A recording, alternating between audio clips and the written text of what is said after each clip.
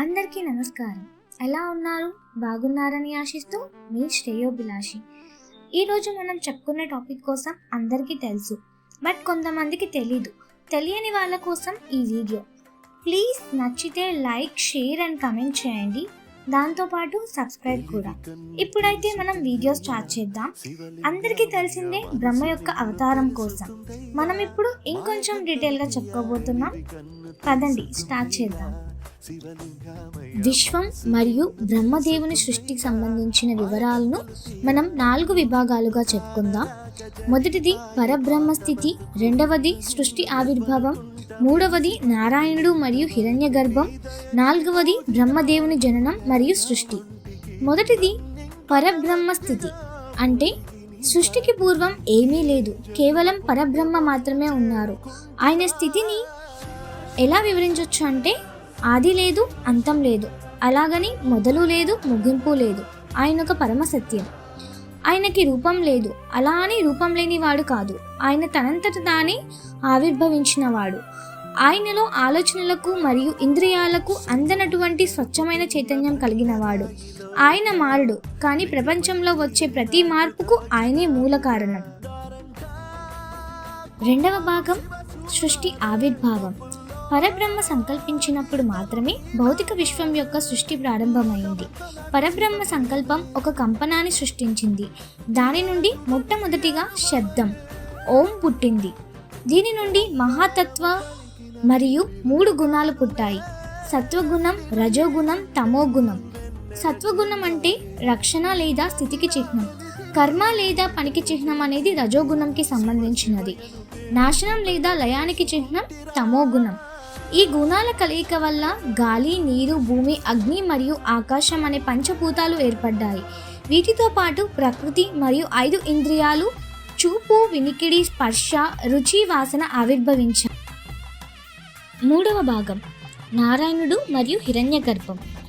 నీరు అంతటా నిండి ఉన్నప్పుడు పరబ్రహ్మ ఒక దైవిక రూపంలో ఆ నీటిపై నివసించారు. నీరు నివాసంగా ఉన్నందుకు ఆయనకు నారాయణుడు అనే పేరు వచ్చింది. నారాయణుడు నీటిలో తన బీజాన్ని ఉంచగా అది ఒక బంగారు అండంగా మారింది. దీనిని బ్రహ్మాండం లేదా హిరణ్య గర్భం అని పిలుస్తారు. నారాయణుడు విష్ణువు రూపంలో ఆ అండంలోకి ప్రవేశించి సత్వగుణానికి అధిపతిగా నిలిచారు. అసలైనది 4వ భాగం బ్రహ్మదేవుని జననం మరియు సృష్టి. విష్ణువు నాభి నుండి ఒక పద్మం పుడుతుంది. దాని నుండి బ్రహ్మదేవుడు ఆవిర్భవించారు. ఆయనను పద్మయోని అని కూడా అంటారు. రజోగుణానికి అధిపతిగా నిలిచి సృష్టికర్త అయ్యారు. ఆకాశం భూమి విభజన ఎలా జరిగిందంటే బ్రహ్మ బంగారు అండాన్ని 2గా చీల్చారు. పై భాగాన్ని ఆకాశంగా, కింది భాగాన్ని భూమిగా మార్చారు. సృష్టి చేసిన తర్వాత బ్రహ్మ ధ్యానంలోకి వెళ్ళగా ఆయన అంతరంతాల నుండి ఋగ్వేదం, యజుర్వేదం, సామవేదం మరియు అథర్వణ వేదం అనే 4 వేదాలను ఉద్భవించేలా చేశారు. ఇదే అసలైన కథ, మన సృష్టికి ఎలా జీవం పోసింది అని. ఈ విశ్వ సృష్టి కేవలం ఒక భౌతిక ప్రక్రియ కాదు, అది పరబ్రహ్మ యొక్క అద్భుతమైన సంకల్ప శక్తి. శూన్యం నుండి ఓంకారం, ఓంకారం నుండి పంచభూతాలు, చివరకు హిరణ్య గర్భం నుండి సమస్త జీవరాశి ఉద్భవించడం వెనుక ఒక గొప్ప క్రమశిక్షణ ఉంది. ఈ సృష్టి క్రమం మనకు కొన్ని ముఖ్యమైన సత్యాలను బోధిస్తుంది. మనం చూసే గాలి, నీరు, ఆకాశం మరియు మనలోని ప్రాణమంతా ఆ పరబ్రహ్మ స్వరూపమే. మనందరం ఒకే మూలం నుండి వచ్చామనే భావన మనలో సహోదర భావాన్ని, ప్రేమను నింపాలి. సత్వ, రజ, తమో గుణాల నుండి ఈ కలయిక ఈ ప్రపంచం. మన జీవితంలో రజోగుణంలో కర్మను చేస్తూ సత్వగుణంతో శాంతిని పొందుతూ ముందుకు సాగడమే నిజమైన జీవన మార్గం.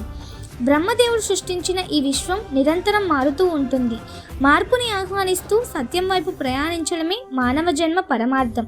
చివరగా నేను చెప్పేది ఏంటంటే, మనం ఈ అనంతమైన బ్రహ్మాండంలో ఒక చిన్న భాగం కావచ్చు, కానీ మనలో కూడా అదే బ్రహ్మతత్వం దాగి ఉంది. సృష్టికర్త మనకు ప్రసాదించిన ఈ ప్రకృతిని గౌరవిస్తూ వేదాల జ్ఞానాన్ని ఆచరిస్తూ లోక కళ్యాణం కోసం జీవించడమే మనం ఆ పరబ్రహ్మకు ఇచ్చే నిజమైన నివాళి. అహం బ్రహ్మాస్మి అంటే ఆ అనంతమైన చైతన్యం నాలో ఉంది. ఈ శక్తిని గుర్తించి సృజనాత్మకతతో ప్రపంచాన్ని మెరుగుపరుద్దాం. ఈ ముగింపు మీకు ఎలా ఉంది? నచ్చిందా లేదా? నచ్చితే లైక్, కమెంట్ చేయండి, సబ్స్క్రైబ్ కూడా చేయండి. Thank you. ఇట్లు మీ శ్రేయోభిలాషి.